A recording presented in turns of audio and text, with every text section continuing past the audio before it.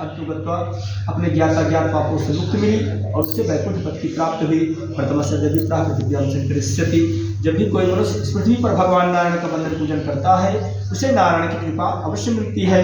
ऐसा स्वयं नारायण ने देवर्षि नारद जी से कहा था। हे ऋषि, आगे मैं आपको क्या बताऊं। ऋषि हऊचुः, यह सब सुन करके शौनक आदि ऋषियों ने पुनः व्यास जी महाराज से प्रश्न किया कि हे गुरुदेव, उस ब्राह्मण के बाद और किसी ने भगवान का व्रत पूजन किया था। श्री सूत हुआ सूत जी महाराज कहते हैं, सुनोद्धव मुने आश्रमे व्रतम कृतम हुए एकदा साधु यथा विभव विस्तरैहि। यह सुन करके एक ब्राह्मण के यहाँ भगवान का व्रत पूजन होने लगा।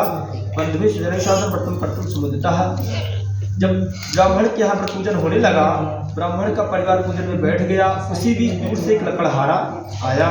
वह काष्ठ संस्था विप्रह गहिमाय कृष्णाय परितात्मा च दृष्टा प्रथम व्रतम, दूर से लकड़ी का लेकर के आया।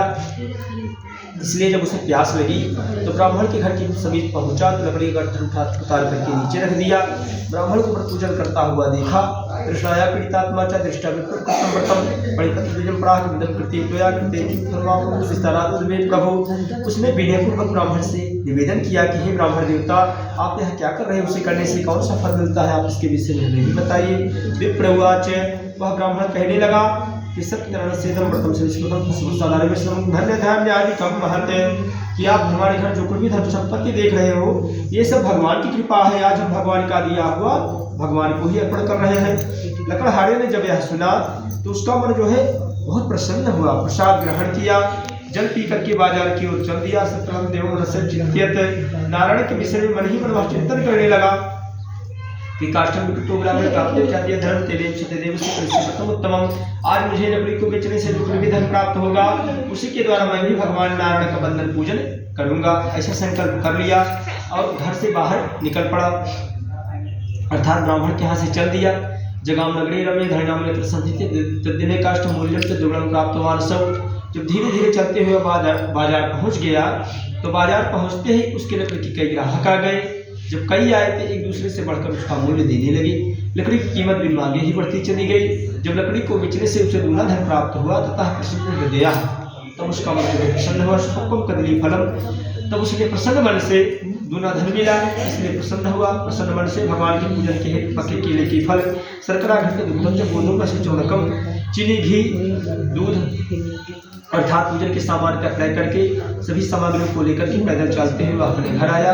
ततो बंधु समाहुल चकार व्रतम, अपने घर पर आकर के परिवारजनों को बुला करके भगवान के व्रत पूजन का आयोजन किया। तद्व्रत प्रभावेण, उस व्रत पूजन के प्रभाव से वह लकड़हारा भी धन प्राप्ति से संपन्न हो गया। इन लोग के सुखत्वा और इस व्रत लोग के सुखों को भोग करके भगवत कृपा से उसे वैकुंठ पत्ति प्राप्त हुई। श्री स्कंद पुराणे रेवाखंडे श्री सत्यनारायण व्रतथयाम तृतीयोध्याय पूर्णः। स्कंद पुराण के अंतर्गत नारायण की कथा का दूसरा अध्याय पूर्ण हुआ। नमः शिवाय। नमः शिवाय। श्री गुरुवे नमः।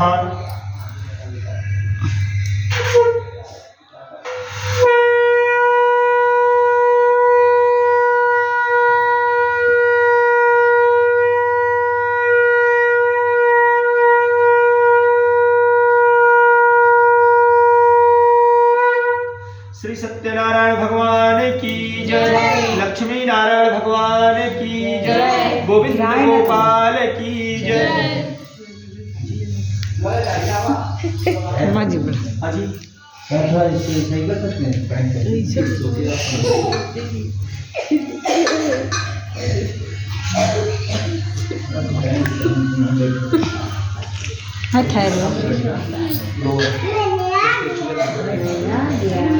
इसका बेटा है